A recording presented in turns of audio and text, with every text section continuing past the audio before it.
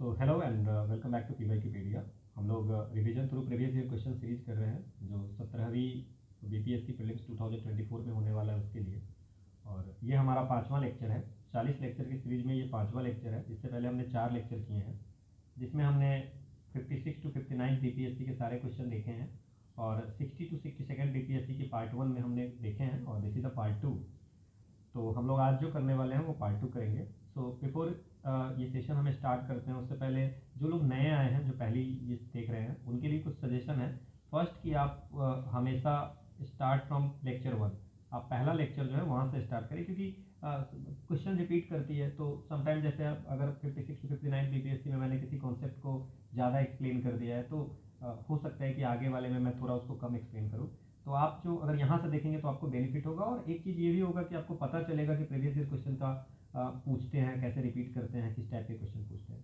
The second thing is that है note बनाइए। Notes अगर आप नहीं बना रहे हैं तो फिर वीडियो का कोई ज़्यादा बेनिफिट नहीं होगा। नोट्स हमें बनाना है सो दैट कि अगर आप वीडियो देख लेते हैं तो उसमें जैसे मान लीजिए कि हमने सारी ऑप्शन को एक्सप्लेन किया तो हम वो भी नोट्स बनाएंगे। सिर्फ ये नहीं कि ये क्वेश्चन सॉल्व हो जाए, इस ऑप्शन पे जितने भी ऑप्शन पे है अगर कुछ इस टॉपिक पे अगर कुछ डिफरेंट भी क्वेश्चन आता है तो हम सॉल्व कर पाए, इस तरह की हमें नोट्स बननी चाहिए। इसकी पीडीएफ वैसे मैं आपको प्रोवाइड करा देता हूँ PYQ_pedia पे, तो वो भी आप डाउनलोड कर सकते हैं बट शायद वो बहुत ज़्यादा लेंदी होगा। बेटर है कि आप खुद के नोट्स बनाएं।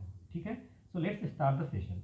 पहला क्वेश्चन हमारा है कि इसमें आपसे पूछ रहा है कि जो यूनियन लिस्ट है, स्टेट लिस्ट है और कंकरेंट लिस्ट है उसमें कितनी एंट्रीज है। संघीय सूची, राज्य सूची और समवर्ती सूची में कितने लिस्ट है। तो पहले आप याद रखेंगे कि 7वीं अनुसूची है, 7th शेड्यूल में ये 3 लिस्ट के बारे में है कि यूनियन के पास कौन सा काम है, स्टेट के पास में कौन सा काम है, और कंकरेंट में हो गया समवर्ती का मतलब कि यूनियन और स्टेट दोनों उस पर कानून बना सकता है। ठीक है, तो ये कौन सी शेड्यूल में है, 7th शेड्यूल में है।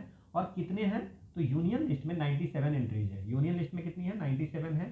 स्टेट में आपको 66 है एंड कंकरेंट में 47 में। अगर आप इसमें दिमाग भी लगाते तो इस क्वेश्चन को सॉल्व कर सकते थे कि यूनियन में सबसे ज़्यादा होगा, देन स्टेट में, देन कंकरेंट में होगा। ठीक है, सो आंसर जो हो जाएगा आपका तो हो जाएगा ACB। समझ में आ गया इसमें क्या क्या याद रखेंगे, ये एक्सप्लेनेशन आपको दी हुई है। अगला क्वेश्चन है कि व्यापार करने की सुविधा सूचकांक, ease of doing business index, ये कौन प्रिपेयर करता है और कौन पब्लिश करता है। ठीक है, सो आपका पहला ऑप्शन है वर्ल्ड ट्रेड ऑर्गेनाइजेशन, दूसरा है वर्ल्ड बैंक ग्रुप, तीसरा है यूनाइटेड नेशन, चौथा है यूरोपियन यूनियन। तो वर्ल्ड WTO है तो WTO के बारे में क्या याद रखना है कि वर्ल्ड ट्रेड आउटलुक जो है सो ये वर्ल्ड ट्रेड आउटलुक कौन निकालता है, ये निकालते हैं, ये आपको निकालती है WTO। तो WTO कौन सी रिपोर्ट निकालती है वो हमें पता चल गया। एंड वर्ल्ड बैंक ग्रुप जो है सो ईज ऑफ डूइंग बिजनेस तो निकालती ही है ना, ईज ऑफ डूइंग बिजनेस तो निकालती है। इसके अलावा वर्ल्ड डेवलपमेंट रिपोर्ट भी निकालती है। ठीक है ना, देन ग्लोबल इकोनॉमिक प्रोस्पेक्ट भी निकालती है, then ease of living index भी निकालती है, ईज ऑफ लिविंग इंडेक्स भी निकालती है। ठीक है, और इंडिया डेवलपमेंट रिपोर्ट भी निकालती है। इंडिया डेवलपमेंट रिपोर्ट भी वर्ल्ड बैंक ग्रुप निकालती है, वर्ल्ड बैंक निकालती है। समझ में आ गया आपको। देन रिमिटेंस रिपोर्ट भी निकालती है, रिमिटेंस रिपोर्ट कितने पैसे आते हैं जाते हैं ना, रिमिटेंस रिपोर्ट भी निकालते हैं। Then LPI logistic performance index भी वर्ल्ड बैंक। तो वर्ल्ड बैंक कौन कौन सी रिपोर्ट निकालती है ये हमें पता होना चाहिए, ease of doing, ease of living, logistic जो है सो logistic performance index, then remittance report और India development report and world development report. ठीक है, तो ये आपको ध्यान रखना है कि ये सारी रिपोर्ट है, ये आपको दिया हुआ है आपके एक्सप्लेनेशन में।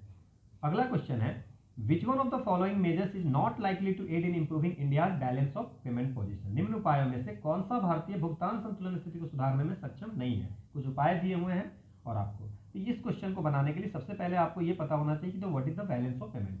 सो बैलेंस ऑफ पेमेंट जो होता है कि एक फाइनेंशियल ईयर में किसी भी कंट्री का है ना, और जो भी ट्रांजेक्शन होती है, जितनी भी इकोनॉमिक ट्रांजेक्शन होती है ना, तो वो इकोनॉमिक ट्रांजेक्शन हम लोग का बैलेंस ऑफ पेमेंट होता है। जैसे हम इंपोर्ट करते हैं, एक्सपोर्ट करते हैं, तो अब हमारा बैलेंस ऑफ पेमेंट जो होगा, BOP जो होगा, कब अच्छा होगा, बैलेंस ऑफ पेमेंट कब अच्छा होगा, जब हमारा एक्सपोर्ट ज़्यादा होगा, है ना, एक्सपोर्ट ज़्यादा होगा और इंपोर्ट कम होगा।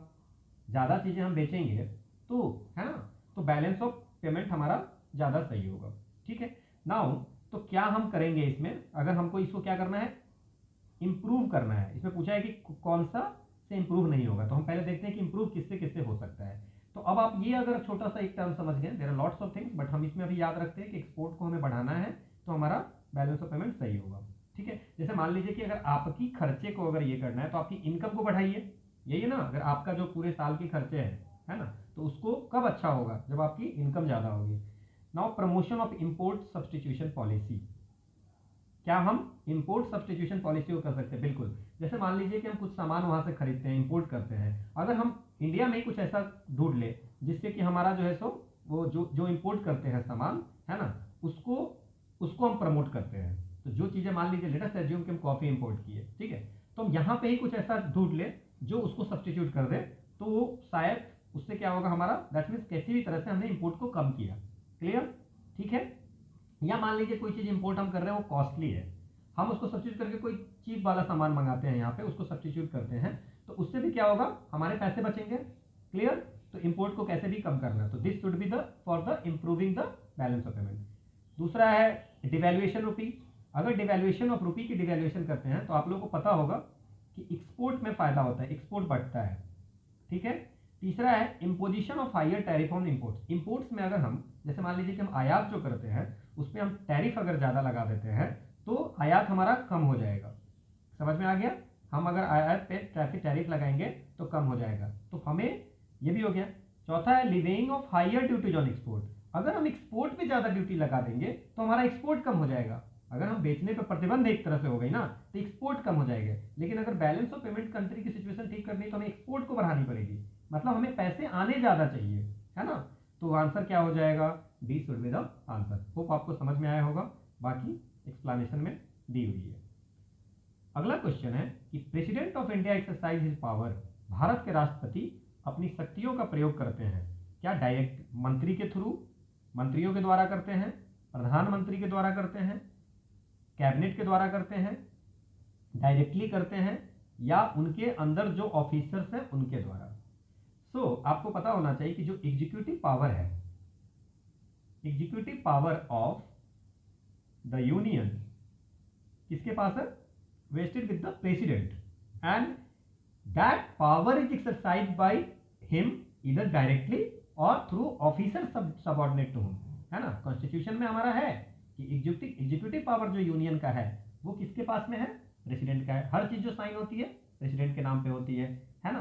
एंड वो प्रेसिडेंट जो है ना, सिर्फ मिनिस्टर से या प्राइम मिनिस्टर से या थ्रू कैबिनेट से नहीं करते हैं, वो डायरेक्टली भी करते हैं और उनके नीचे जो ऑफिसर है उसमें सारे आ गए, आपके प्राइम मिनिस्टर भी आ गए, ऑफिसर सबऑर्डिनेट टू हिम, ठीक है ना, उसके थ्रू करते हैं। सो ए should be the answer.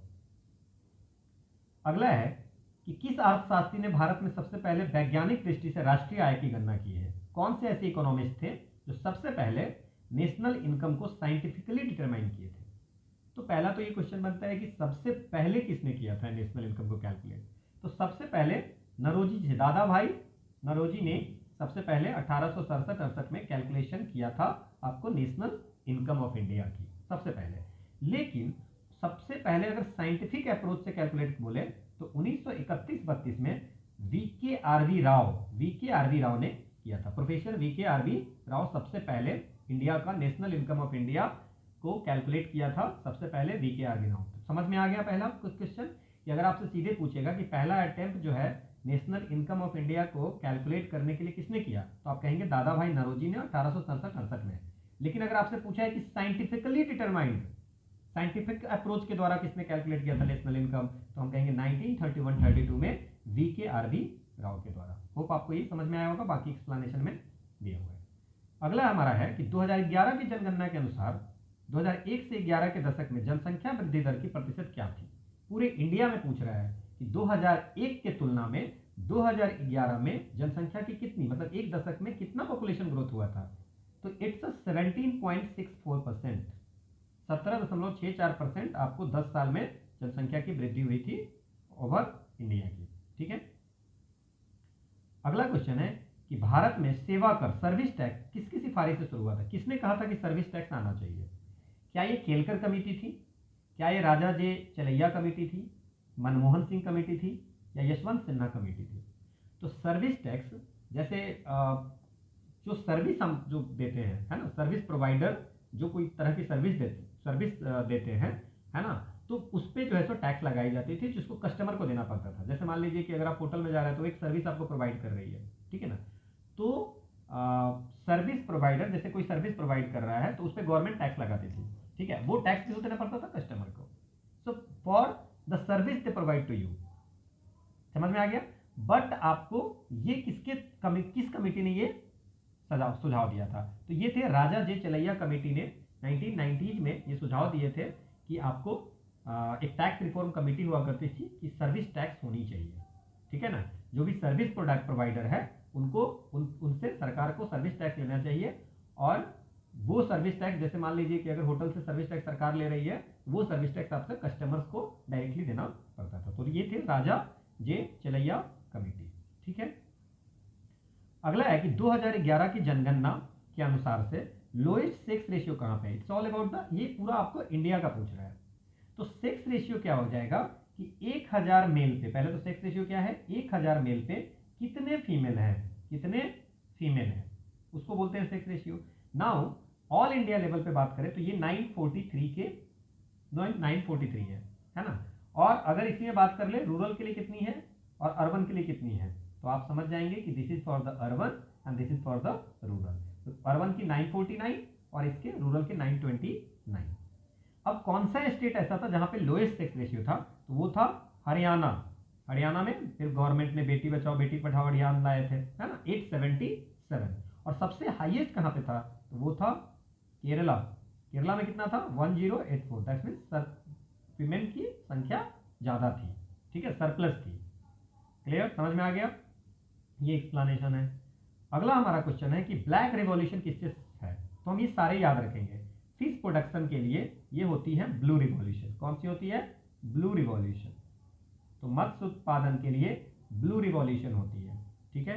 Then अगर हम बात करें कि ये क्रूड ऑयल प्रोडक्शन के लिए कौन सी होती है, या इसमें आपको मस्टर्ड प्रोडक्शन के लिए कौन सी होती है, और इस ऑयल सीड के लिए, मस्टर्ड के लिए आपको जो है सो ये होती है yellow revolution. So we can so इसको ऑयल सीड के लिए क्या होती है? Yellow revolution. इसमें मस्टर्ड सारे आ जाते हैं ऑयल सीड्स, ठीक है। तो ये हमें ध्यान रखना है। इसके बाद अगर हम लोग इसमें याद रखें कि ब्लैक रिवॉल्यूशन जो है सो ये आपको पेट्रोलियम के लिए है, विच मीन्स क्रूड ऑयल के लिए आपको क्या है? ये ब्लैक रिवॉल्यूशन है, ठीक है ना। कोल के लिए ऐसी कोई रिवॉल्यूशन नहीं है, ठीक है ना। So it's a black revolution for the crude oil, that means the petroleum के लिए। होप आपको समझ में आ गया होगा। बाकी मैंने सारी आपको दे दी है कि ब्लैक रिवॉल्यूशन किसके लिए? ब्लू रिवॉल्यूशन है, लेदर के लिए ब्राउन रिवॉल्यूशन है, फूड ग्रेन के लिए ग्रीन रिवॉल्यूशन, फर्टिलाइजर के लिए ग्रे रिवॉल्यूशन, ओनियन के लिए पिंक रिवॉल्यूशन, मीट टोमेटो के लिए रेड रिवॉल्यूशन, एग पोल्ट्री के लिए सिल्वर, ठीक है ना, याद रखेंगे। मिल्क डेयरी के लिए white revolution and oil seeds के लिए येलो रिवॉल्यूशन, ठीक है। अगला क्वेश्चन हमारा है कि भारत के किस राज्य में सबसे अधिक कॉटन टेक्सटाइल मिल है? कॉटन टेक्सटाइल, कॉटन की प्रोडक्शन नहीं पूछ रहा है आपसे, आपसे पूछ रहा है कि कौन सा स्टेट है जहां पे कॉटन टेक्सटाइल मिल सबसे ज्यादा है। तो ये है हमारा महाराष्ट्र। यहाँ पे चूंकि रॉ मटेरियल भी अवेलेबल है वहाँ पे ज़्यादा, एंड स्किल्ड लेबर वहाँ पे है, इसे नंबर ऑफ जो आपको कॉटन टेक्सटाइल मिल है वो सबसे ज़्यादा जो है वो आपको महाराष्ट्र में है, ठीक है। अगला क्वेश्चन है कि निम्न में से नकदी फसल कौन सा है? दैट मीन्स कैश क्रॉप कौन सा नहीं है? कौन सा कैश क्रॉप नहीं है? ना कैश क्रॉप जो होता है उसको हम लोग क्या बोलते हैं? कॉमर्शियल क्रॉप भी बोलते हैं, कॉमर्शियल क्रॉप, है ना।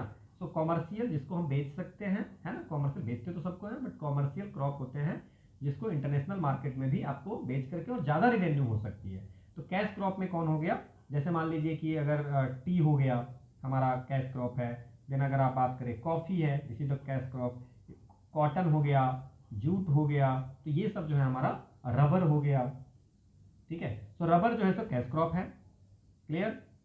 अगर हम बात करें कि शुगर केन है तो sugar cane is also a cash crop, sugar cane भी आपको कैश क्रॉप में आ जाता है। ऑयल सीड भी आती है, लाइन सीड भी आती है ना, ग्राउंड नट भी आती है, ग्राउंड नट भी जो है सो आपको कैश क्रॉप में आता है।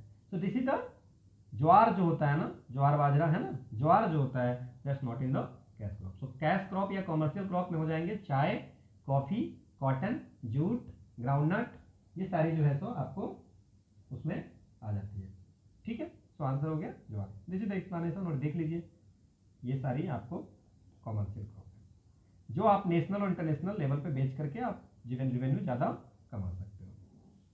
अगला है कि पहला 5 ईयर प्लान जो था वो किस मॉडल पे बेस्ड था? तो पहले तो याद रखेंगे फर्स्ट 5 ईयर प्लान कब हुआ था। सो इट्स 1951 से 56 तक फर्स्ट 5 ईयर प्लान था और ये बेस्ड था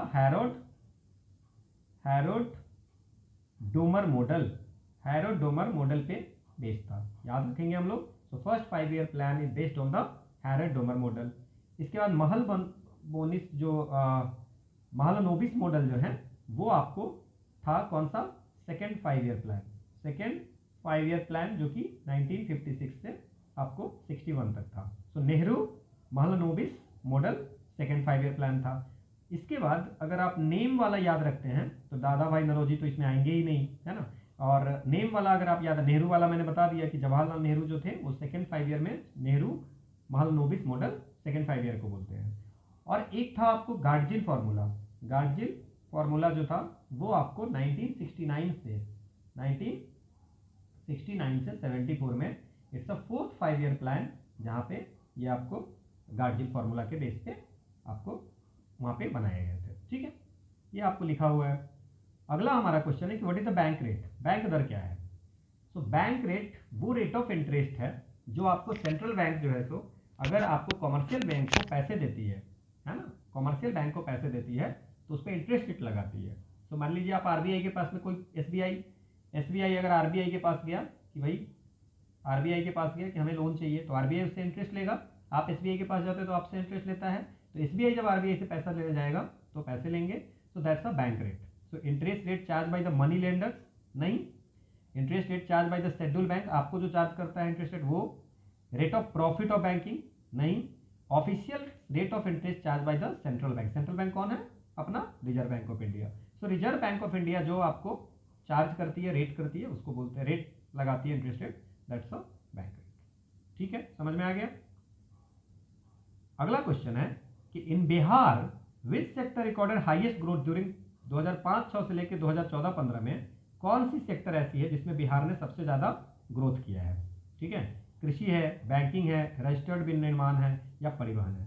अब देखो ये क्वेश्चन अब के लिए रिलेवेंट नहीं रह गया है, तो we are not going to discuss, इसका हम लोग ये नहीं देखते हैं। बट हाँ, आप ये चीज देख सकते हो कि 2022-23 में एग्रीकल्चर का जो बढ़ा था, एग्रीकल्चर जो प्रीवियस ईयर से बढ़ा था वो 6.78%, मैन्युफैक्चरिंग का जो बढ़ा था वो 6.8% और सर्विस सेक्टर का जो बढ़ा था वो 13%। ये डाटा आप याद रख सकते हो। ठीक है ना, प्रीवियस ईयर से एग्रीकल्चर, मैन्युफैक्चरिंग, सर्विस सेक्टर में ग्रोथ कितनी हुई थी? 6.7%, 6.8% और 13%। You can remember this. ठीक है ना, ठीक है, ये डाटा पुरानी है, उस समय का है, बट हम नए वाले डाटा याद रखेंगे। इवन अगर आप बात करो कि सर फिर इसमें ग्रोथ, इसमें कितना हमारा जो अकाउंट बिहार में योगदान कितना है? सो एग्रीकल्चर का योगदान है 25%, मैन्युफैक्चरिंग का 17% and it's 58% for the service. लेकिन याद रखना है कि करेंट प्राइस पे है, करेंट प्राइस पे। ठीक है, कांस्टेंट प्राइस पे नहीं, इसका करेंट प्राइस पे। तो दोनों हम याद रखेंगे, करेंट प्राइस और कांस्टेंट प्राइस दोनों।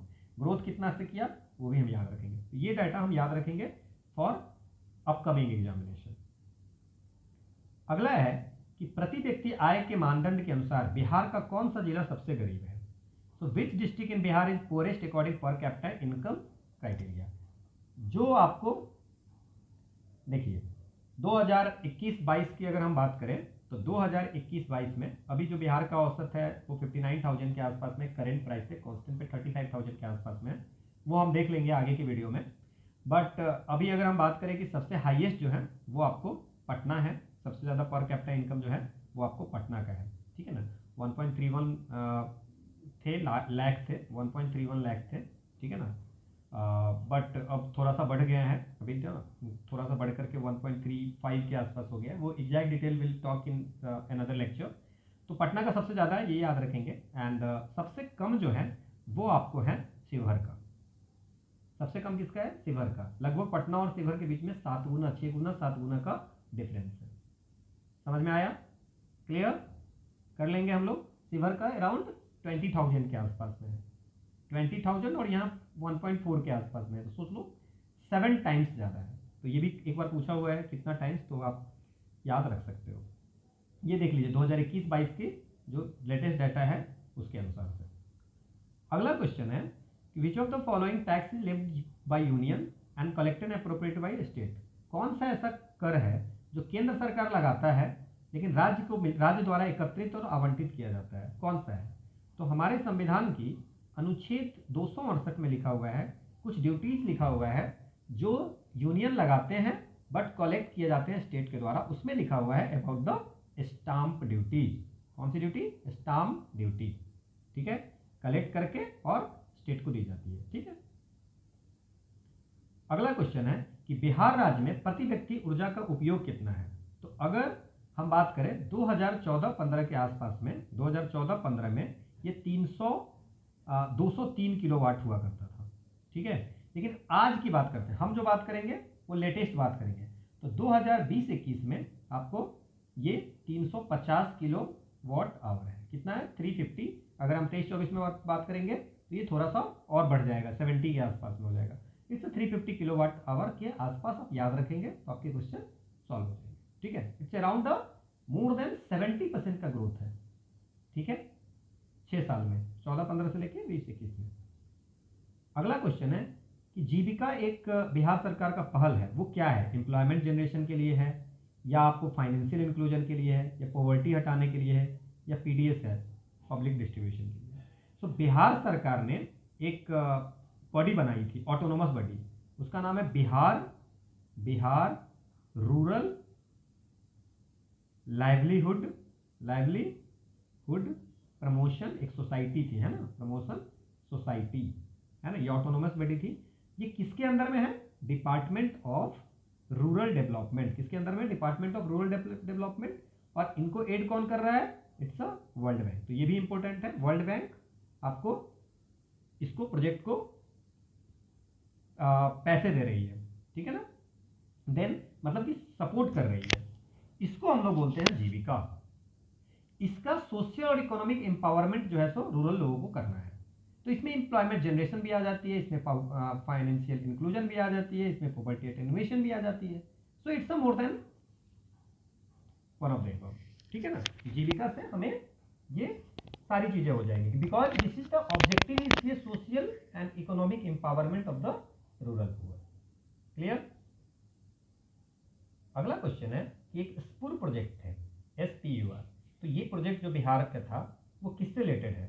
क्या है वो? हेल्थ से रिलेटेड है, पॉवर्टी से है, बैंकिंग से है, मल्टीपल म्यूनिसिपल फाइनेंस से है। तो जो स्पूर है इसका फुल फॉर्म देखिए क्या है? Support program for urban reforms. समझ में आ गया? अर्बन रिफॉर्म्स के लिए, ठीक है ना। तो अर्बन में रिफॉर्म की बात की गई है, इकोनॉमिक ग्रोथ की बात की है। ठीक है, अर्बन गरीबी को हटाना है, तो इससे क्या करेंगे, है ना।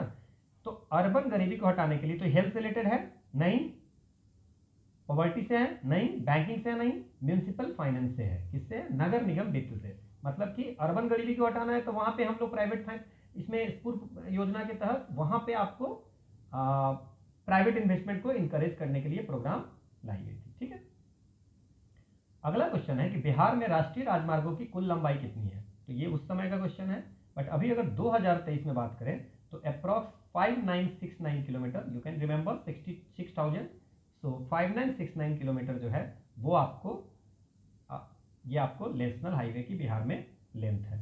ठीक है, ये नया डाटा याद रखेंगे आप। अगला क्वेश्चन है कि बिरसा मुंडा को सोते हुए पकड़ा गया था, कब पकड़ा गया था? तो बिरसा मुंडा आपने सुना होगा, ठीक है ना, फाइटर, फ्रीडम फाइटर हुआ करते थे। तो इनको ब्रिटिश के खिलाफ लड़ रहे थे, पूरे लाइफ लड़े, और इनको 3 फरवरी 1900 ईस्वी को ये सोए हुए थे, है ना, फॉरेस्ट में, चक्रधरपुर फॉरेस्ट में, है ना। तो वहां पे से उनको अरेस्ट किया जाता है। ठीक है ना, क्लियर? उनको अरेस्ट किया, फिर वो उनकी डेथ हो जाती है। ठीक है, मार दिया जाता है। क्लियर? समझ में आ गया? So answer should be C. अगला क्वेश्चन है, मुसलमान किसने कहा था? मुसलमान यदि खुश और संतुष्ट है तो भारत में ब्रिटिश शक्ति का महत्तम बचाव होगा। मतलब अगर मुस्लिम खुश है तो ब्रिटिश पावर इंडिया में आराम से रह सकता है। ये किसने लिखा था? और आप समझ रहे हो कि ये डिवाइड वाली पॉलिसी की पॉलिसी हो गई ना, है ना। सो इन्होंने एक बुक लिखी थी, किसने? W हंटर ने एक बुक लिखी थी, उसका नाम था द इंडियन मुसलमान। और उसमें इन्होंने लिखा था the Muslim if contented and satisfied would become the greatest bulwark of British power in India, कि मुसलमान यदि खुश और संतुष्ट है तो भारत में ब्रिटिश शक्ति का महत्तम बचा होगा। ठीक है, तो मुसलमान को खुश रखना है, इसीलिए आप सेपरेट इलेक्टोरेट वगैरह बहुत सारी चीजें आई थी। तो इट्स अ W हंटर, इन्होंने कौन सी बुक लिखी है? द इंडियन मुसलमान, और उसमें ये चीजें लिखी है, तो हम ये याद रखेंगे। अगला है कि who was the leader of revolutionaries in Bihar. 1857 की जो क्रांति थी उसमें बिहार में कौन से लीडर थे? तो ये आपको थे बाबू कुंवर सिंह, है ना। ये तो आप लोगों को पता होगा कि बाबू कुंवर सिंह थे। ये जब चार्ज लिए थे उस समय उनकी उम्र लगभग 80 साल के थे। ठीक है ना, तो ये हम भी ध्यान रखेंगे। अगला क्वेश्चन है कि who ड्रीव Mahatma Gandhi attention toward the exploitation of the peasants by the European Indigo planters. कौन ऐसा पर्सन था जिन्होंने महात्मा गांधी को इस तरफ ध्यान लाया कि जो इंडिगो फार्मर्स हैं, नील बागान के मालिक हैं, वो किसानों का शोषण कर रहे हैं। तो ये ध्यान किसने लगाया? क्या उनका नाम बाबा रामचंद्र जी थे? क्या वो राजकुमार शुक्ल थे? या स्वामी सहजानंद सरस्वती थे? या कृष्ण सिन्हा थे? तो ये भी बहुत बार क्वेश्चन पूछा जा सकता है कि कांग्रेस के लखनऊ सेशन में राजकुमार शुक्ल जी थे, उन्होंने इनको, ये आपको ये भी किसान हुआ करते थे, इन्होंने महात्मा गांधी को कन्विंस किए कि आप चंपारण आइए और वहां देखिए कि इंडिगो जो मालिक है, नील बागान के मालिक, वो कैसे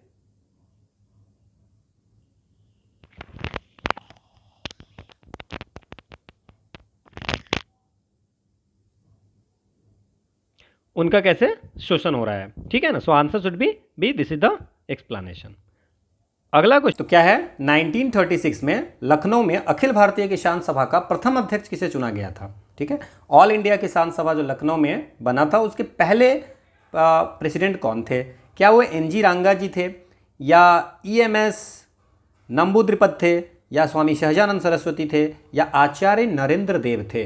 ठीक है, सो जो ऑल इंडिया किसान सभा का लखनऊ सेशन में ये जो 1936 में हुआ था, वहाँ पे पहला प्रेसिडेंट जो इसका चूज किए गए थे वो थे स्वामी सहजानंद सरस्वती। तो ये हम लोग याद रखेंगे।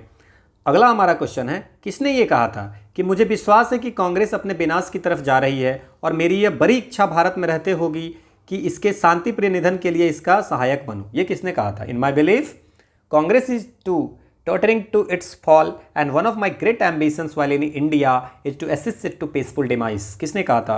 लॉर्ड लिटन कहा था, कि लॉर्ड डफरिन ने, या लॉर्ड कर्जन ने, या लॉर्ड मिंटो ने? तो ये आपको कहा था लॉर्ड कर्जन ने। लॉर्ड कर्जन ने ये चीज़ें बोली थी। डफरिन ने क्या बोली थी कि कांग्रेस, डफरिन के समय में कांग्रेस जो है सो गठन हुआ था, तो उन्होंने ये कहा था डफरिन ने कि कांग्रेस जो है सो बॉडी ऑफ माइक्रोस्कोपिक, है ना, मतलब कोई एग्जिस्ट ही नहीं करता है, इतनी छोटी सी बॉडी है, माइनॉरिटी। ये किसने बोला था? डफरिन ने। डफरिन के समय में ही कांग्रेस का 1885 में गठन हुआ था। और ये कौन बोला था? है in my believe Congress is to tottering to its fall and one of my great ambition while in India to assist to the peaceful demise, that's Lord Curzon. याद रखेंगे हम लोग, ये एक्सप्लेनेशन है। अगला हमारा क्वेश्चन है कि who was the prime minister of England when the Montagu-Chelmsford Act was passed in। That means basically पूछ रहे हैं कि 1919 में इंग्लैंड का प्रधानमंत्री कौन था? उस समय इंग्लैंड का प्रधानमंत्री थे लॉयड जॉर्ज। लॉयड जॉर्ज जो थे प्राइम मिनिस्टर ऑफ इंग्लैंड थे जब ये मॉन्टेग-चेम्सफोर्ड एक्ट पास हुआ था। ठीक है, अगला क्वेश्चन है कि असहयोग आंदोलन जो नॉन कोऑपरेशन मूवमेंट था उसके दौरान पटना कॉलेज को छोड़ दिया था, जबकि उसकी परीक्षा केवल 20 दिन बचे। कौन ऐसा पर्सन था जो नॉन कोऑपरेशन मूवमेंट के समय में पटना कॉलेज को 20 दिन बचे हुए थे एग्जामिनेशन का, फिर भी वो कॉलेज छोड़ दिया? ये ऐसे कौन पर्सन थे? तो ये थे हमारे लोकनायक जयप्रकाश नारायण जी। ठीक है, जयप्रकाश नारायण कुछ अपने फ्रेंड के साथ जाते हैं मौलाना अबुल कलाम आज़ाद को सुनने, है ना, कि नॉन कोऑपरेशन मूवमेंट में जो रॉलेट एक्ट पास हुई है उसके खिलाफ Gandhi ji non cooperation movement ला रहे हैं, तो वो सुनने जाते हैं और उनको इतना पसंद आता है उनकी बात, उनकी बातों से इंस्पायर होकर के, मौलाना अबुल कलाम आज़ाद की बातों से इंस्पायर होकर के जयप्रकाश नारायण जो है सो कॉलेज छोड़ देते हैं। ठीक है ना, बिहार नेशनल कॉलेज छोड़ देते हैं। 20 दिन उनके बचे होते हैं एग्जामिनेशन का, फिर भी वो छोड़ देते हैं और वो ज्वाइन कर लेते हैं राजेंद्र प्रसाद के द्वारा एक जो कॉलेज खोली गई होती है बिहार विद्यापीठ, है ना, वो आपको ज्वाइन कर लेते हैं। पटना बिहार नेशनल कॉलेज को वो छोड़ देते हैं। तो इट्स अ जयप्रकाश नारायण। अगला हमारा क्वेश्चन है कि लंदन में 13 मार्च 1940 को सर माइकल ओ डायर को गोली से मारा गया था। ठीक है ना। तो दो डायर थे, एक माइकल ओ डायर थे और एक जनरल डायर थे, है ना। सो जनरल डायर ने जालियांवाला बाग में 13 अप्रैल 1919 को फायर किया था, जिसमें बहुत सारे लोग डेथ कर गए थे। माइकल ओ डायर जो 75 साल के थे, ठीक है ना। तो वहाँ पे ईस्ट इंडिया एसोसिएशन और सेंट्रल एशियन सोसाइटी का, है ना, मीटिंग हो रही थी। तो वहाँ पे 13 मार्च 1940 को हमारे जो उधम सिंह जी थे, हमारे रिवॉल्यूशनरी, उन्होंने उसको जिम्मेदार ठहराया कि जो मैस्केर हुई थी जालियांवाला में, उसका रीजन थे, एंड उसको उस पर गोली चलाई थी, उनको शॉट डेड किया था, है ना, गोली से मारा था। तो इट्स उधम सिंह। ठीक है। अगला हमारा क्वेश्चन है कि who joined Subhash Chandra Bose to found All India Forward Bloc and actively associated with the INA movement. तो ये तो हमें पहले हो गया कि ऑल इंडिया फॉरवर्ड ब्लॉक जो है वो फाउंड किया था किसने? सुभाष चंद्र बोस। तो उसमें कौन ऐसे थे, है ना, जो आपको उसके स्थापना में सुभाष चंद्र बोस के साथ जुड़े हुए थे? क्या वो जयप्रकाश नारायण जी थे? क्या वो बैकुंठ शुक्ल जी थे? क्या वो सीलभद्र याजी थे? या क्या वो राम नारायण प्रसाद थे? तो अगर हम बात करें, पहले तो द आंसर इज सीलभद्र याजी। तो सीलभद्र याजी की अगर हम बात करें तो ये आपको 1906 में इनकी जन्म हुई थी। That date is not important that, but Sheelbhadra Yajee is from the Bihar. ये कहाँ से थे? बिहार से थे। और ये 1928 का कलकत्ता सेशन जो है सो अटेंड करते हैं, है ना। और बाद में ये 1932 में, ठीक है, आपको कांग्रेस सोशलिस्ट पार्टी जो बनती है उसमें वो ज्वाइन कर लेते हैं। 1932 के में कांग्रेस सोशलिस्ट पार्टी में ज्वाइन कर लेते हैं। He is also involve in the किसान मूवमेंट। और ये सुभाष चंद्र बोस के साथ में सीलभद्र याजी जो है 1939 में ऑल इंडिया फॉरवर्ड ब्लॉक का आपको फाउंड करते हैं। ठीक है। तो सीलभद्र याजी जो हैं वो कहाँ से हैं? बिहार से हैं। और he attended the 1928 Calcutta session, और बाद में ये 1932 में कांग्रेस सोशलिस्ट पार्टी को ज्वाइन करते हैं। समझ में आ गया? इतना हम याद रखेंगे। और ये आपको आईएनए की जो मूवमेंट होती थी नागालैंड, मणिपुर वगैरह में, वहाँ पे ये पार्टिसिपेट भी किए हैं। तो सीलभद्र याजी द आंसर। देन एक चीज़ और हम बात कर लेते हैं थोड़ा सा, वैकुंठ शुक्ला का। तो ये वैकुंठ शुक्ला भी बिहार के हैं, मुजफ्फरपुर में इनका जन्म हुआ था, और ही पार्टिसिपेटेड इन द सॉल्ट सत्याग्रह। ठीक है। और ये आपको HSRA, Hindustan socialist Republic association था, उससे भी जुड़े हुए थे। ठीक है ना।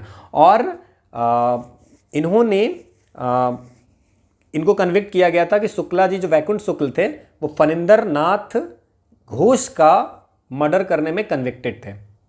जो फणींद्र नाथ घोष कौन थे? जो गवर्नमेंट अप्रूवर बन गए थे, जिसके कारण भगत सिंह, सुखदेव और राजगुरु को फांसी मिली थी। तो फणींद्र नाथ घोष भी अप्रूवर बन गए थे, तो उसको मर्डर की कन्विक्ट में इसको वैकुंठ शुक्ला को भी कन्विक्टेड थे। ठीक है।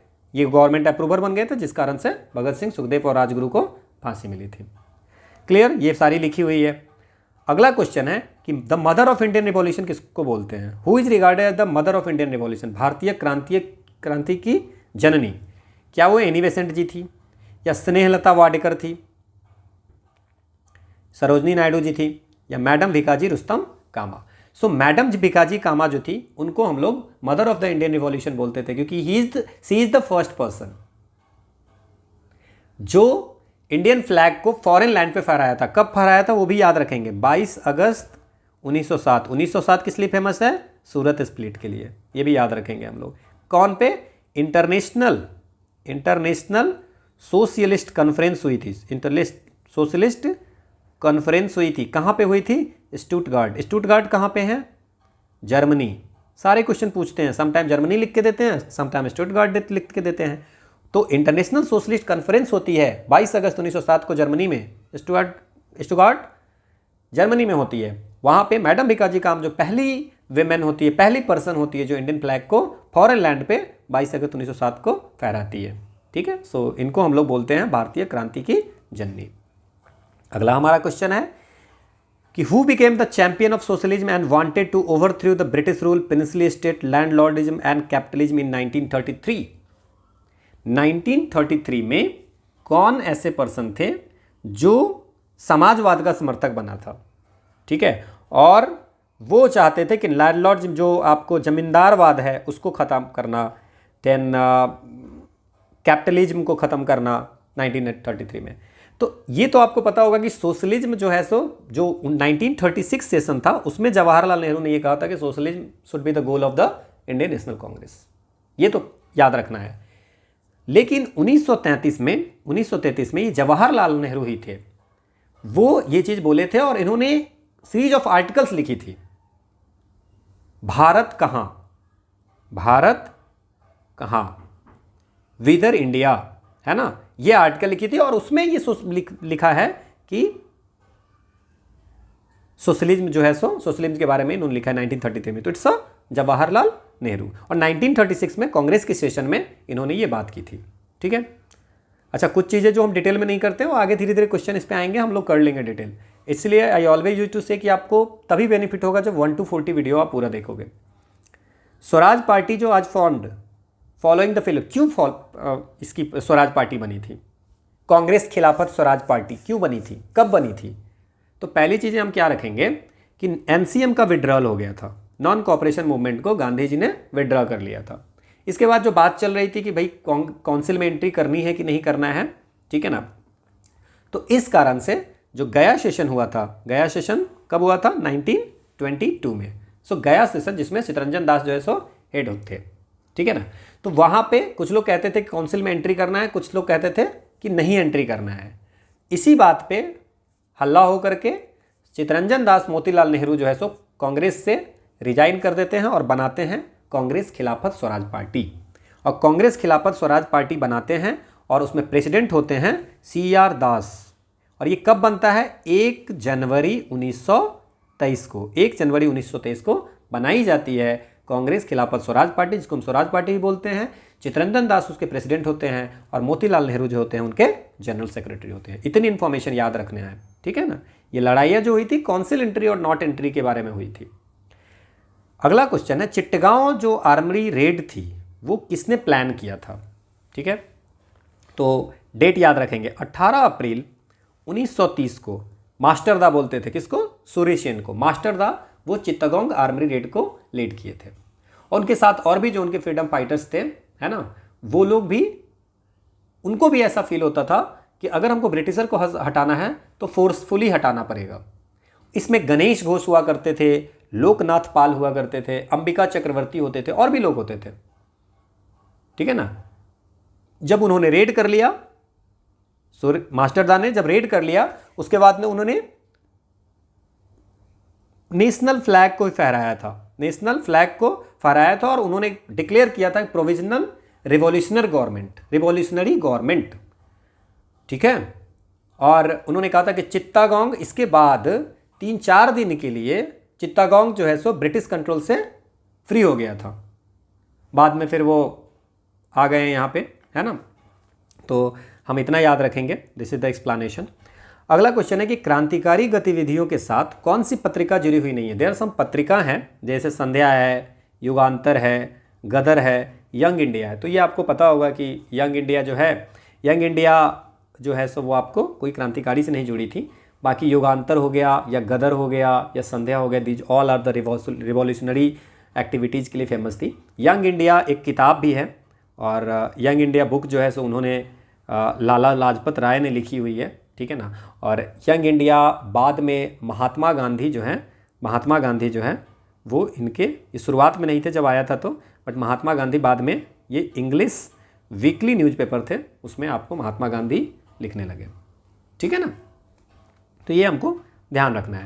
नो व्हाट अबाउट द संध्या? संध्या जो है सो एक्सट्रीमिस्ट के ही डेली न्यूज़पेपर होते थे। ये आपको किसने स्टार्ट किया था वो मैं बता देता हूँ। ब्रह्म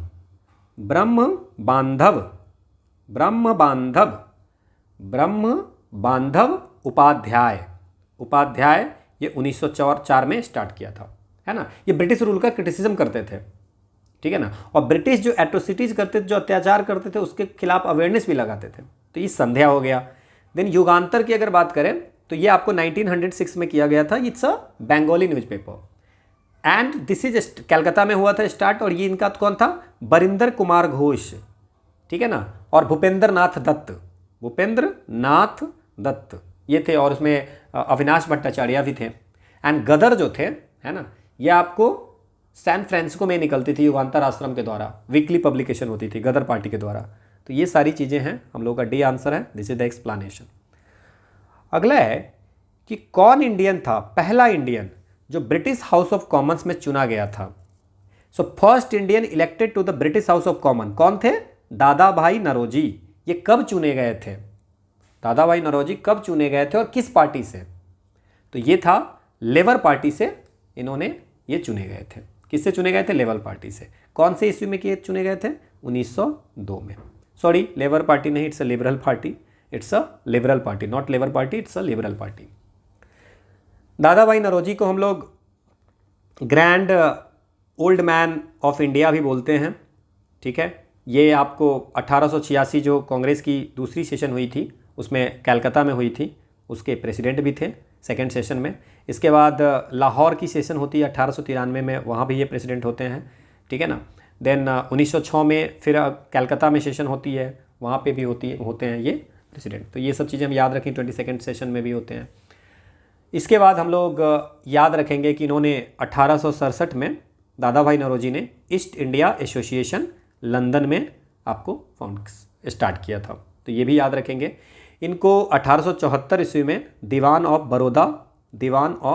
बड़ौदा अपॉइंट किया गया था, दीवान ऑफ बड़ौदा, ठीक है ना। इसके बाद 1875 में इनको बॉम्बे म्यूनसिपल कॉरपोरेशन में चूज किया गया था मेंबर की तरफ पे, है ना। इन्होंने एक न्यूज़पेपर स्टार्ट की थी, उसका नाम है वॉइस ऑफ इंडिया। क्या नाम है? वॉइस ऑफ इंडिया, ठीक है, यहाँ पे ध्यान रखना है। इसके बाद गवर्नर जो इनको इनवाइट करते हैं तो 1885 में ये बॉम्बे लेजिस्लेटिव काउंसिल को भी ज्वाइन करते हैं। तो ये सारी इन्फॉर्मेशन है। क्या क्या याद रखेंगे? दादा भाई नौरोजी 1902 में इंडिया का पहला ब्रिटिश हाउस ऑफ कॉमन में एमपी जो चूज हुए थे वो आपको लिबरल पार्टी से थे 1902। Great old man of India इनको बोलते हैं। 1886 कलकत्ता सेशन में ये आपको प्रेसिडेंट थे आईएनसी के। 1867 में ईस्ट इंडिया एसोसिएशन लंदन में इन्होंने स्टार्ट किया, और ये जो न्यूज़पेपर जो इनका था उनका नाम था वॉइस ऑफ इंडिया। इतनी चीज़ें हम अगर याद रख लेंगे तो हमारा काम चल जाएगा, ठीक है। दिस इज द एक्सप्लेनेशन, बाकी देख लेना आप। क्वेश्चन पूछा है कि भारतीय राष्ट्रीय कांग्रेस की पूर्ववर्ती थी कौन सी organisation? The precursor of Indian National Congress. क्या है? ब्रिटिश इंडिया एसोसिएशन था, क्या इंडियन एसोसिएशन था, क्या इंडियन नेशनल यूनियन था, या इंडियन लीग था? तो कौन सा आपको पहले का था, ठीक है। इस क्वेश्चन में आपको मैं बता दूं, अब अगर हम बात करें तो जो इंडियन नेशनल एसोसिएशन थी, जो इंडियन नेशनल एसोसिएशन है ना, इंडियन नेशनल एसोसिएशन जो है वो आपको इंडियन नेशनल एसोसिएशन पहला जो है सो नेशनलिस्ट ऑर्गेनाइजेशन जो था, इसको फाउंड कौन किया था? एस एन बनर्जी और आनंद मोहन बोस ने, ठीक है। ये 1876 में हुआ था। एंड सबसे पहले ये एज अ भारत सभा ये स्टार्ट किया गया था, और इसके बाद में ये 1886 में ये आपको 85-86 में ये कांग्रेस से जा कर के मर्ज हो जाता है।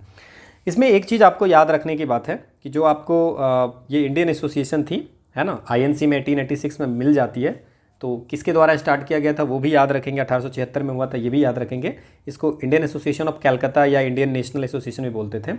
और इसका ना ये फर्स्ट ऑल इंडिया एसोसिएशन था, है ना। और इसकी कॉन्फ्रेंस 2 बार होती है, 1883 में और 1885 में। जब दिसंबर 1885 में एओ ह्यूम जो थे वो आपको बनाते हैं एक इंडियन नेशनल यूनियन, एक कॉन्फ्रेंस बुलाते हैं, उसका नाम होता है इंडियन नेशनल यूनियन, है ना, ठीक है।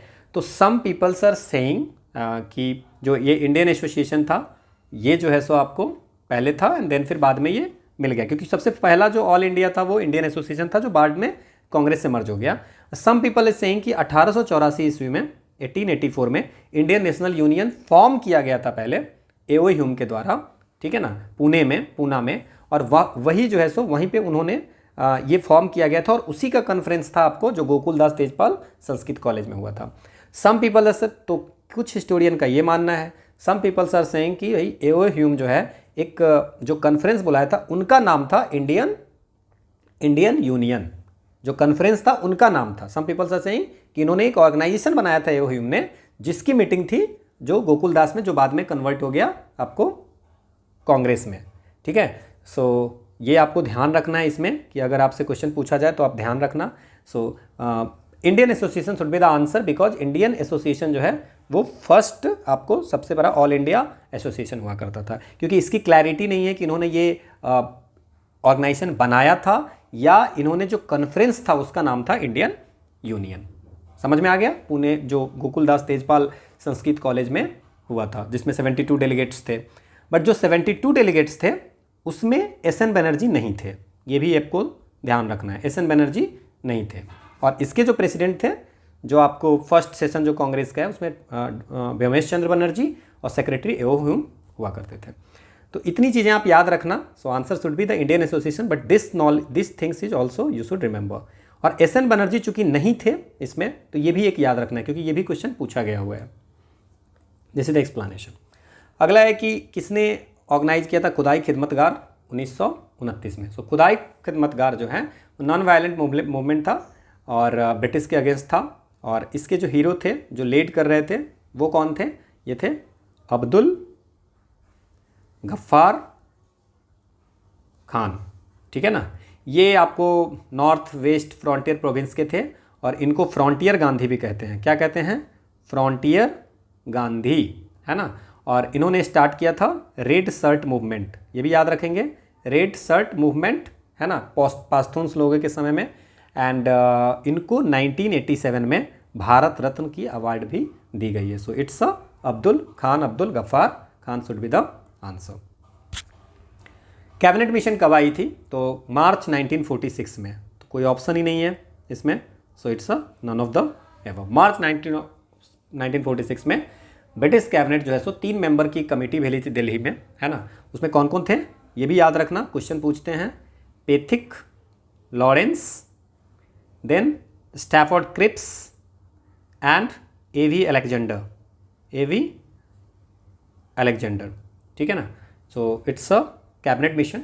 एंड जो आपको ये मार्च अप्रैल में आया था, 22 मार्च से 11 अप्रैल 1942 तक, है ना, ये जो आई थी वो नाम था क्रिप्स मिशन। तो इसमें लोग कंफ्यूज हो जाते हैं, इसलिए आपको आंसर में सिर्फ 1942 दी हुई है।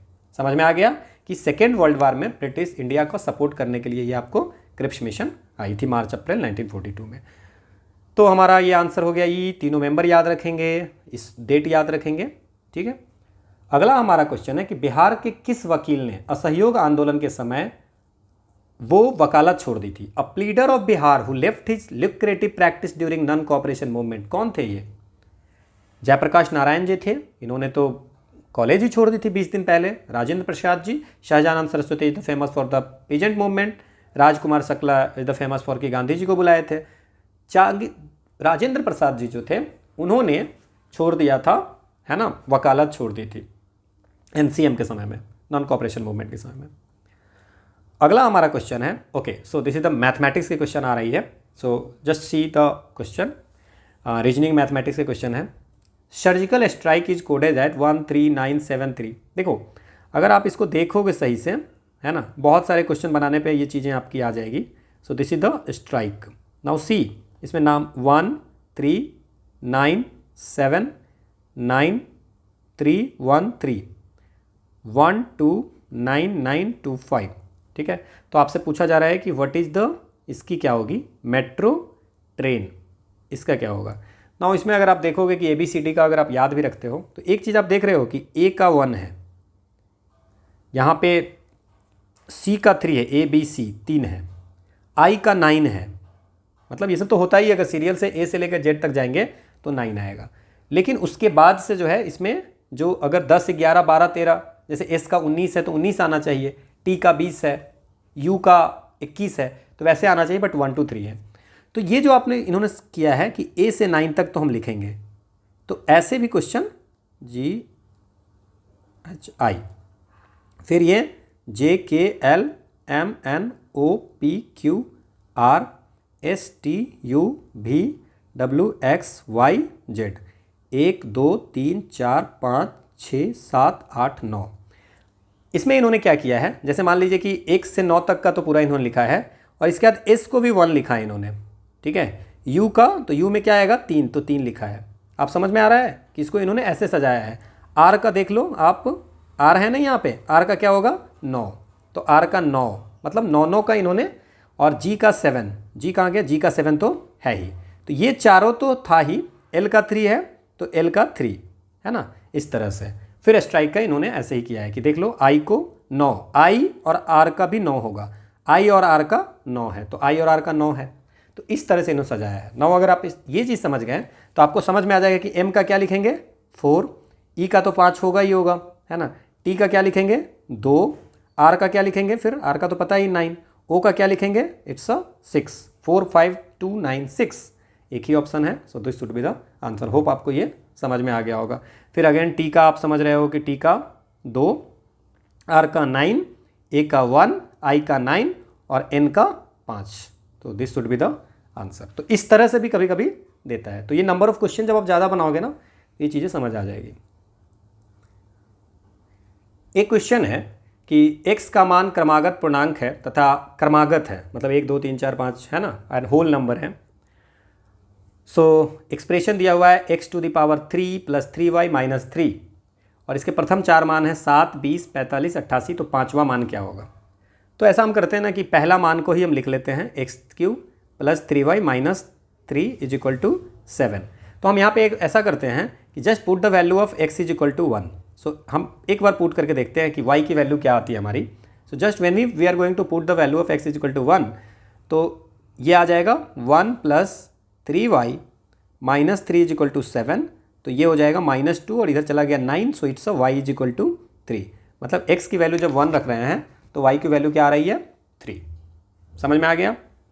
नाउ अब आप सोचिए इसमें, अब अगर 1 रखे हैं तो हम पुट, चूँकि हमें बताया क्रमागत पूर्णांक है, सो पुट x = 2। अगर हम x = 2 रखते हैं तो क्या होता है हम देखते हैं। सो 8 + 3y - 3 = 7, ठीक है। ओके, सेकेंड मान जो है सो 20 है, so just put the value 20। Clear. तो इसमें अगर हम बात करेंगे तो 8 - 3 विच इज 5, और ये इधर चला जाएगा तो 15, सो 3y = 5। तो x का वैल्यू 2 रखें तो y की value 5। Similarly you can put the value of x = 3 4 5, है ना। सो अगर हम लोग एक चीज़ आप देख रहे हो कि x की वैल्यू 1 है तो y की वैल्यू 3 है, तो x की वैल्यू 2 है तो y की वैल्यू 5 है। समझ में आ रहा है। x की वैल्यू 2 है तो y की वैल्यू 3 है, 5 है, ठीक है। तो x की वैल्यू अगर हम 1 से इंक्रीज कर रहे हैं तो y की वैल्यू 2 से इंक्रीज कर रही है, ठीक है। तो हम ऐसा कर सकते हैं, हम इसको वैल्यू नहीं पुट करते हैं, या तो आप x 3 4 5 आप रख सकते हो, x की वैल्यू 3 रखो, x की वैल्यू 3 रखो और टोटल की 45 रखो, x की वैल्यू 4 रखो। या हम ऐसा देख सकते हैं कि एक ट्रेंड बन रही है कि 1 रखते हैं तो 3 आता है, 2 रखते हैं 5 आता है, सो हम 3 रख के देख सकते हैं। तो इस ट्रेंड में हम x = 5 रखेंगे तो y की वैल्यू 11 कर दें। क्यों?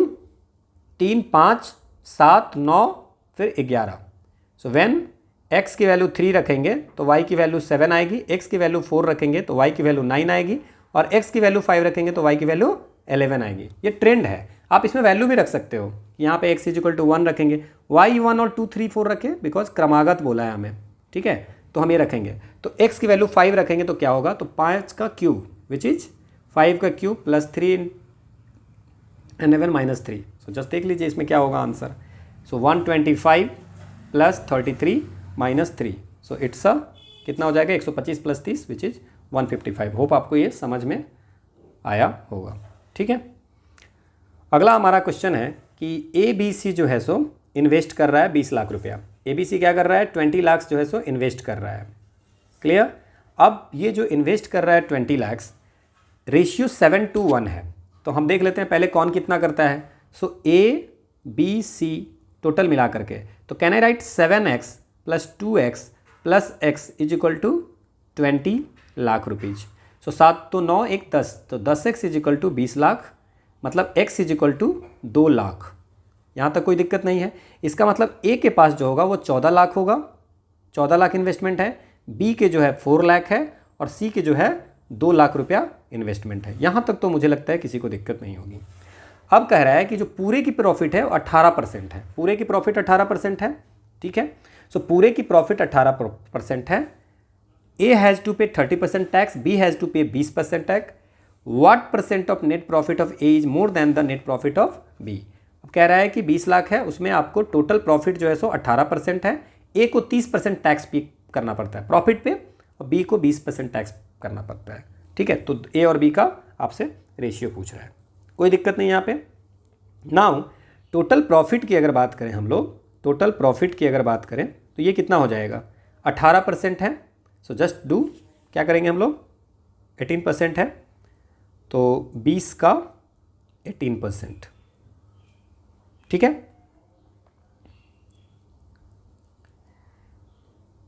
तो ये कितना हो जाएगा, 3.6 हो जाएगा, तो ये 3,60,000 रुपया इसकी टोटल प्रॉफिट हो गया। सो this is the total profit. अब शेयर बता दीजिए प्रॉफिट का कितना हो, क्या हो जाएगा। जैसे मान लीजिए कि तो हमारा शेयर कितना है, 7x 2x प्लस x के शेयर में बटेगा, तो ये हमारा है 3,36,000 है ना, 3,60,000। तो ये 10x इज इक्वल टू इतना, तो x इज इक्वल टू कितना हो जाएगा, 36,000 रुपये। कितने हो जाएंगे, 36,000।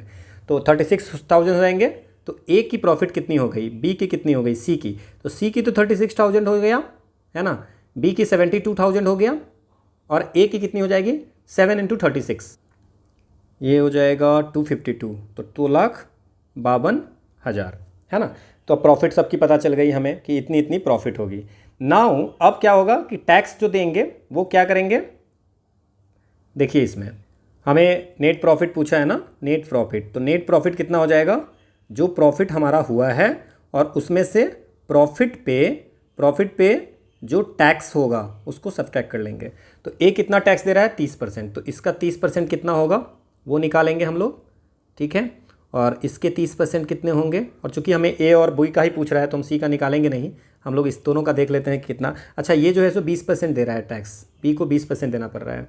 ठीक है, तो ये कितना हो जाएगा, 72 × 144 है ना, 14400। सो इतना 14,400 रुपये देगा, तो 72,000 माइनस 14,400 हो जाएगा नेट प्रॉफिट। सो बी की नेट प्रॉफिट जो हो जाएगा 72,000 माइनस 14,400 रुपये, और ए की जो क्या हो जाएगा, 2,52,000 माइनस इसका 00675,600। ठीक है, तो ये हो जाएगा 1,76,400 रुपया इसको टैक्स देना पड़ेगा। Sorry, this is the net profit, this is the tax, इतना देना पड़ेगा, और ये आपको हो जाएगा 72,000 माइनस 14400, तो ये आपको हो जाएगा 57,600 इनकी नेट प्रॉफिट हो जाएगी। अब आपसे क्या क्वेश्चन होंगे, what percent of net profit of A is more than the net profit of B, कितना परसेंट है। तो ए की नेट प्रॉफिट हमने निकाल लिया 1,76,400 और इसकी 57,600। तो ए का नेट प्रॉफिट अगर हम निकालना चाहें तो कैसे निकालेंगे, 176,400 डिवाइड बाई 57600 इंटू 100। ठीक है ना, percentage of A's net profit to B जो हो जाएगा, तो ए की net profit divide by B का नेट प्रॉफिट इंटू 100। बस इसको सॉल्व कर दीजिए, जो होगा सो आंसर हो जाएगा। सो this is the 1764 divide 576 into 100, so this is the 306.25, so it will be the answer. तो सी जो है सो इसका आंसर हो गया। समझ में आ गया क्या किया है हम लोगों ने इसमें, हमसे जो क्वेश्चन पूछा था हमने क्या किया है कि टोटल 20 लाख है, तो टोटल सबकी इन्वेस्टमेंट कितनी कितनी है निकाल दिया। फिर हमने क्या किया इसमें, इसकी वैसे ज़रूरत थी नहीं, और इन्वेस्टमेंट जिस तरह से किया था उसी तरह से प्रॉफिट भी होगी, so there is no need of this. तो हमें बोला है कि 18% टोटल प्रॉफिट है, तो जो हमारे पास में जितने पैसे थे है ना 20 लाख का 18% निकाल दिया, इसका मतलब टोटल प्रॉफिट हम लोगों का कितना है 3,60,000। अब 3,60,000 को बांटना है, एबीसी की प्रॉफिट हम पता करेंगे तभी तो हम टैक्स उस पर भरेंगे। तो ए की प्रॉफिट कितनी हो जाएगी, तो 7:1 के अनुपात में है, तो एक की मान लीजिए कि एक्स की 36,000 हो गई, तो फिर ए की उस तरह से 2,52,72 और 36 हो गई।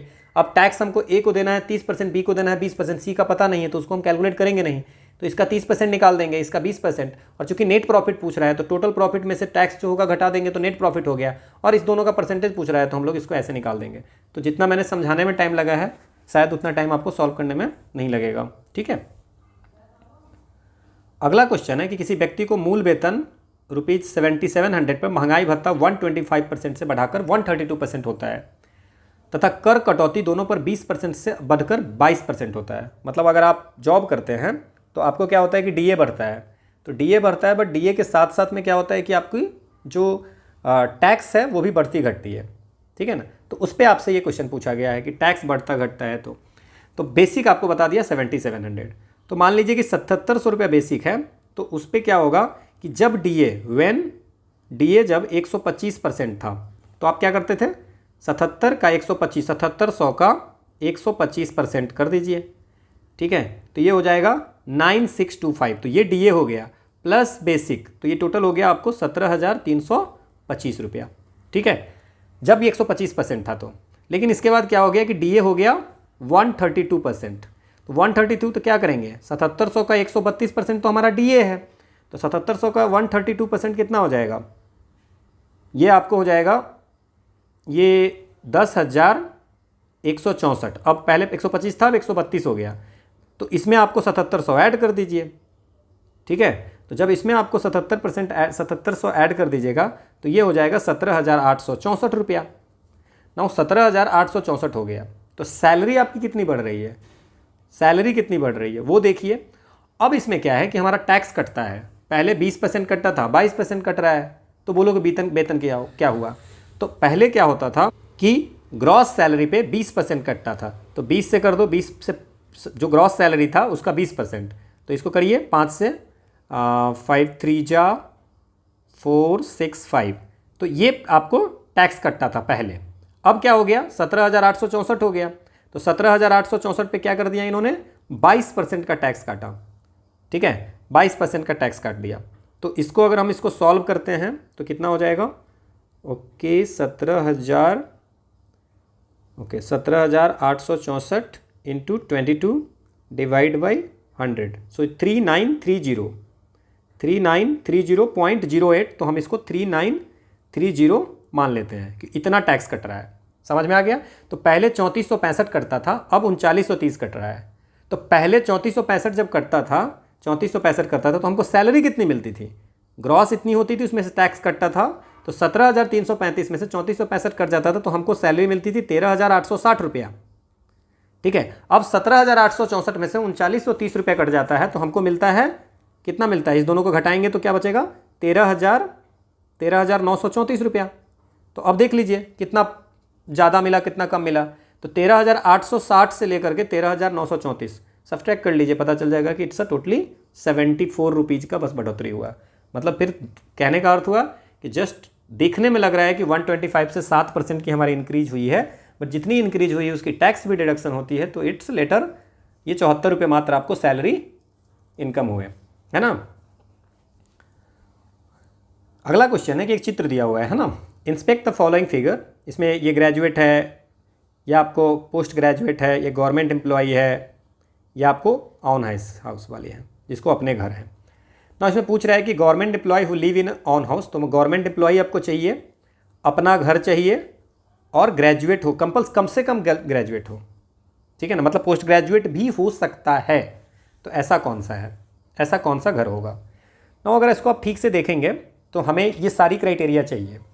तो सबसे पहले तो अगर मान लीजिए कि अब देखिए EGHD, ई में क्या है आपका, ई किसको मिला है, ई है आपको, ये आपको ना सारी कटिंग दी हुई है एरिया का। जैसे मान लीजिए अगर इस एरिया को आपको नोटेट करना है तो आप कह सकते हो BEGID, है ना। तो हमें याद रखना है कि इसमें से कौन सी कॉमन एरिया है, फिर हम उसका नाम देख लेंगे। तो हमें चाहिए क्या क्या भाई, ऑन हाउस मतलब ये वाली सर्किल चाहिए, ओन हाउस चाहिए ये वाली, फिर हमें गवर्नमेंट एम्प्लॉई चाहिए, तो हमें ये वाली भी सर्किल चाहिए कि गवर्नमेंट एम्प्लॉई है, अपना घर है, ठीक है। इसके बाद हमें ग्रेजुएट चाहिए, तो हम लोग ग्रेजुएट चाहिए तो हमें ये वाली घर को कम से कम ग्रेजुएट तो चाहिए ही चाहिए, तो ये हम लोग डाल सकते हैं, ठीक है ना। सो नाउ अगर हम तीनों में कॉमन की बात करें, जो तीनों में कॉमन है तो कौन सी एरिया है, दिस इज़ द एरिया जो तीनों में कॉमन है। तो इस तीनों का नोटिफिकेशन क्या है, BGH, so the answer should B BGH। समझ में आ गया कि जो ये कॉमन एरिया है ना, ये वाली एरिया ये तीनों में है, ठीक है। और इसमें डेफिनेटली स्नातकोत्तर भी आ रहा है, पीजी भी आ सकता है, बट हमारा कंपलसरी स्नातक तो आना ही चाहिए। तो उस सर्किल को हम गोला करेंगे एंड पता चल जाएगा। ये आसान सा वेन डायग्राम का क्वेश्चन था। एक श्रेणी है A26H, C24F, G20B, तो अगला क्या होगा? सो A26 और H, ठीक है ना।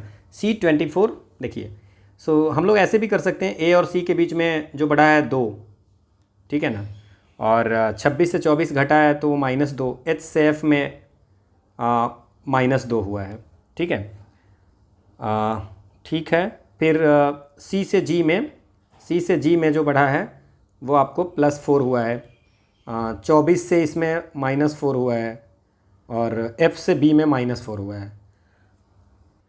तो हम लोग इसको देख सकते हैं कि जो A26H है और C24F है, ठीक है ना, तो इसमें +2 -2 -2, तो फिर इसमें +4 हुआ है ना, G20 -4 और ये -4 में B।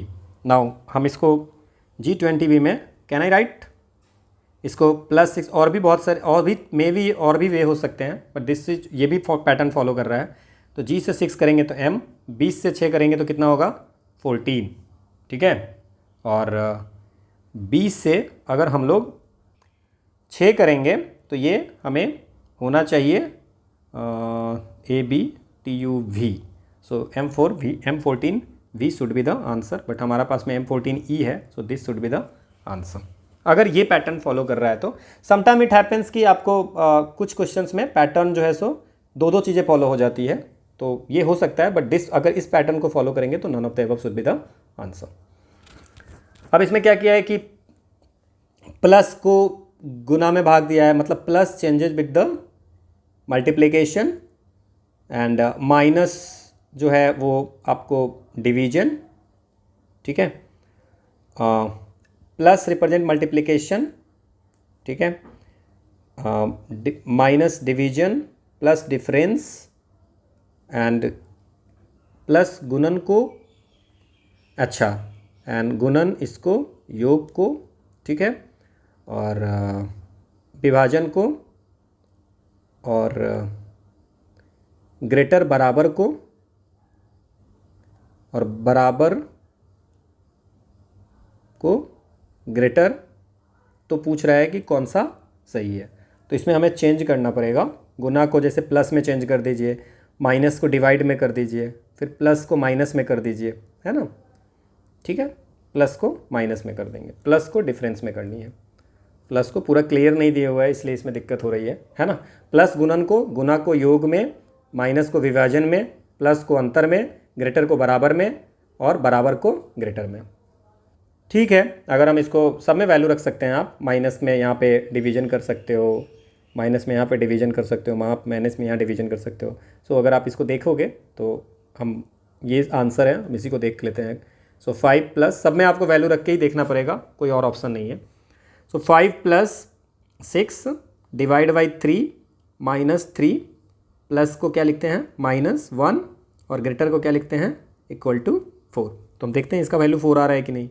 सो 5 + 3 -3 -1, सो ये गया, so it's 4, so this should be the answer. तो ये चारों में रखना पड़ेगा, आपको रख के देखना पड़ेगा। अगला क्वेश्चन है कि 100 से 999 तक डिजिट 9 कितनी बार आएगी? 100 से 999 तक डिजिट 9 कितनी बार आएगी आपको, ठीक है। सो अगर हम बात करें कि 100 से, तो 109 में आएगा, 119 में आएगा, ऐसे करके 119 में आएगा, फिर 121, 22, 23 में नहीं आएगा, 129 में आएगा, 139 में आएगा, 140, आप काउंट भी कर सकते हो इसमें कोई इतना ज़्यादा नहीं है।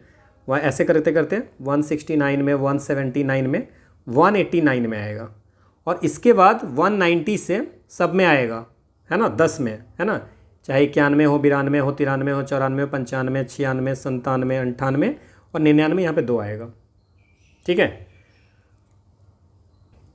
तो अगर हमने 100 से 200 के बीच में देख लिया, तो 100 से 200 बीच में कितने हो जाएंगे? आप देखिए 100 से 200 के बीच में नंबर ऑफ 9 कितने हो जाएंगे? 2 ये हो गए, 3, 4, 5, 6, 7, 8, 9, 10, 10, 11, 12, 13, 14, 15, 16, 17, 18 और ये 2 20। तो 100 से 200 का बिजनेस 20 हो गया। तो इसका मतलब 200 से 300 के बारे में बीच में भी होगा, 300 से 400। इसका मतलब 100 से लेकर के अगर हम 800 तक की बात करें, है ना, 100 से 800 तक की बात करें तो क्या होगा, 899 तक।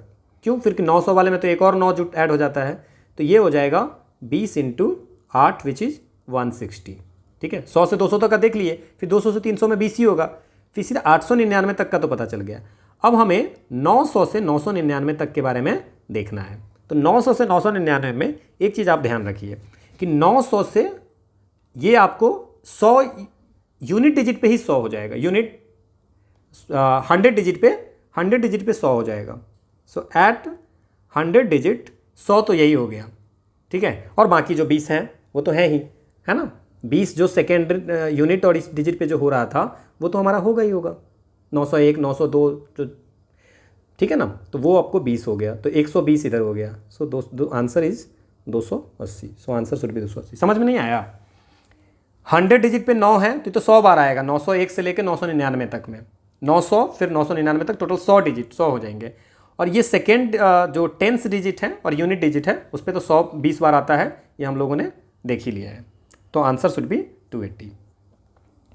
एक और क्वेश्चन, एक पाई चार्ट दिया हुआ है। In the following pie chart the various expenditure of an industry are presented. Total expenditure on raw material is 30 lakh. Raw material पे 30 लाख खर्च करते हैं। लेबर पे एक्सपेंडिचर इंक्रीज बाई 5%, जितना पहले करते थे, ठीक है ना, वो उससे 5% इंक्रीज कर गया है। How much expenditure on other expenses reduce to maintain. अब हमको क्या है कि जैसे मान लीजिए कि किसी चीज़ का दाम बढ़ गया तो हमको प्रॉफिट, तो अगर दाम बढ़ गया और अगर हम सेम प्राइस में बेच रहे हैं तो हमारा नुकसान होगा। तो हम क्या ऐसा करें, कहीं कितना कम करेंगे कि हमारा फ़ायदा हो जाएगा। अब हम लोगों को ना इस एंगल बेस दिया हुआ है, जैसे 90 डिग्री लेबर पे दिया है, 120 डिग्री रॉ मटेरियल पे 80 डिग्री दिया है, तो 120 और 90 210 और 8, तो ये आपको हो गया 290, तो सब 70 डिग्री ये होगा। तो अगर हम पूरा 360 है तो हम हमेशा ऐसे निकाल सकते हैं कि 90 डिग्री है, so we can write that कि 90 डिवाइड बाई, वैसे करके हम लोग लिख सकते हैं। ठीक है ना। अब समझिए इस चीज़ को कि आपको क्या बोला गया है इसमें कि 30 लाख ये खर्चा करते हैं रॉ मटेरियल पे, तो ये 30 लाख खर्च करते हैं। ठीक है, तो हम टोटल कितना पैसा है वो हम निकाल सकते हैं। 30 लाख इस पे है ना, तो टोटल खर्चे हम निकाल सकते हैं। कैसे निकालेंगे टोटल खर्चे? टोटल खर्चे कैसे निकाल सकते हैं? टोटल खर्चे हम निकाल सकते हैं ऐसे कि 120/360, मतलब पूरे 1/3 है, मतलब किसी भी जो पूरा पैसा खर्चा हो रहा है उसका 1/3 है 30 लाख, मतलब टोटल खर्चा जो है वो 90 लाख रुपया है। ये निकाल लीजिए, टोटल खर्चा क्या है हमारा, 90 लाख है। अब टोटल खर्चा 90 लाख है हमारा, तो अब इसमें देख लीजिए कि अब कच्चे माल का 30 लाख तो हो ही गया। अब टोटल खर्चा का 1/4 जो होता है वो खर्चा हो रहा है लेबर पे। तो लेबर पे कितना खर्चा हो रहा है, 90 का 4 कर दीजिए, तो ये हो जाएंगे 22,50,000। यू कैन से दैट कि 22,50,000 रुपया हमारा मजदूरी पे हो गया। इसी तरह परिवहन पे देख सकते हैं, हम लोग निकाल सकते हैं, परिवहन पे भी निकालेंगे, वैसे ही आप कर करके निकालेंगे। एंड देयर सेइंग कि हमारे क्या हुआ है ना कि टोटल हमारे पास पैसा तो 90 लाख ही रुपया है ना, और हमें कह रहा है कि 5% इंक्रीज हो गया है इस पर। तो इसमें क्या करेंगे हम लोग, 5% इंक्रीज, तो 105/100 अगर इसको हम लोग कैलकुलेट करते हैं तो ये आ जाएगा आपको 2,36,2500, ये आपको अमाउंट आ जाएगा। ठीक है, तो अगर मान लीजिए कि हम बोलेंगे कि लेबर पे फिर इंक्रीज कितना किया, हम लोग का 22,50,000 है और 23,62,500 हुआ, तो ये टोटल इंक्रीज जो हुआ है दोनों का डिफरेंस हो गया 1,12,500, 1,12,500 रुपीज़ जो है वो हमारा हुआ है। तो ये हमें अन्य खर्च से आपको कटौती करनी है, इतना पैसा, तभी हमारा मेंटेन होगा। तो पहले हम देख लेते हैं कि अन्य खर्च पे होता कितना है। तो इसको कैसे निकाल सकते हैं हम लोग, 70/360 इंटू 30 लाख। तो ये अगर हम निकाल लेते हैं तो हमारा काम हो जाएगा 70 इंटू 30 लाख डिवाइड बाई 360। अगर ये चीज़ हम कैलकुलेट कर लेते तो हमें पता चल जाएगा कि हमारा अन्य खर्च पे होता कितना है। क्लियर, समझ में आ गया? ठीक है, अच्छा ये 90 लाख होगा क्योंकि पूरा जो हमारा अमाउंट है 90 है, तो कैन आई राइट ये 17,50,000 रुपया इसमें खर्चा कर रहे हैं। 17,50,000 खर्चा कर रहे हैं तो उतना हम घटा देंगे, हमें कितना 1,12,500 रुपया इसमें से घटा देना है। और अगर हमें परसेंटेज में निकालना है तो क्या लिखेंगे, 1,12,500 डिवाइड बाई 17,50,000 रुपया और इंटू 100, तो पता चल जाएगा कितना परसेंट सर। तो इट्स अराउंड 6.43%। मतलब जो हमारा अमाउंट है अन्य खर्च में उसका अगर 6 इतना कम कर देंगे तो कितना परसेंट है, 6.43% अगर कम कर देंगे तो हमारा ये पूरा मैनेज हो जाएगा। This is the answer. आसान सा है, ठीक है। अगला क्वेश्चन आपका है कि the bottom of a water tank there are 2 drains A and B, if only A is open. देखिए इसके 2 ड्रेन है ना, A and B. If only A open it take 30 minute. अगर सिर्फ ए ओपन करते हैं तो 30 मिनट लगाता है। अगर इफ़ ओनली बी करेंगे तो 20 मिनट लगाता है पूरा खाली करने में, ठीक है। If for 10 minutes both drain are open then B is closed. तो अब हम एक काम करते हैं, 30 और 20 का अगर एलसीएम लेंगे तो कितना हो जाएगा आपको, 60 यूनिट टोटल वाटर है। तो इसका मतलब बी 30 मिनट लगता है, इसका मतलब 2 मिनट पर यूनिट को खाली करने में लगता है, ठीक है। और ये 3 मिनट पर यूनिट को, एक यूनिट को खाली करने में 1 यूनिट, जैसे मान लेते हैं टोटल हमारा इसकी जो वॉल्यूम है 60 यूनिट है, मतलब वाटर जो है सो 60 यूनिट है। तो 2 मिनट लगता है 1 यूनिट खाली होने में, 3 मिनट लगता है इसमें।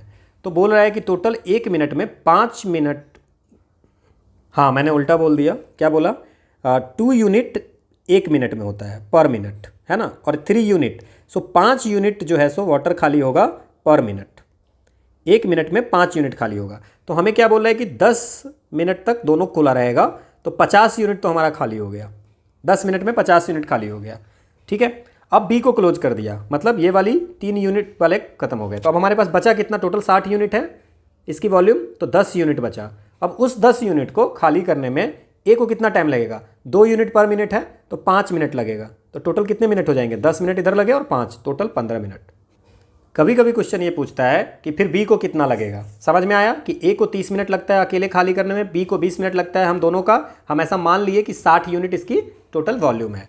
फिर हमने देखा कि 2 यूनिट निकालने में 1 मिनट लगती है, इसमें डिवाइड करोगे तो 6/30 है ना, तो 2 यूनिट पर मिनट, ये 3 यूनिट पर मिनट। हमें बोला है कि 10 मिनट तक दोनों खुला रहता है, तो दोनों अगर खुला रहेगा तो 5 यूनिट पर मिनट निकालेगा, तो 10 मिनट तक 50 यूनिट तो निकाल दिया हमारे। अब हमारे कितनी यूनिट, टोटल वॉल्यूम हमने 60 माना है, उसके अनुसार से कैलकुलेट कर रहे हैं, तो हमारे पास कितना बचा, 10 यूनिट। अब 10 यूनिट में बी को बंद कर दिया तो सिर्फ बचा ए कितना है, 2 यूनिट निकालता है पर मिनट में, तो 10 यूनिट को निकालने में कितना देंगे, 5 मिनट। टोटल टाइम कितना लगेगा इसको क्लोज करने में, total 15 minute. This is the answer. This is all about the second session and this is the quote of the day, that stop doubting yourself, work hard and make it happen. अपने आप पे doubt नहीं करनी है, हमें work hard करनी है, और अगर आप वर्क हार्ड करते हो तो ये श्योर हो जाएगा कि you will get whatever you want. So thank you all for watching. You can get the PDF and will meet in the next class, जो कि आपको 8 PM पे होगी, ठीक है। So thank you.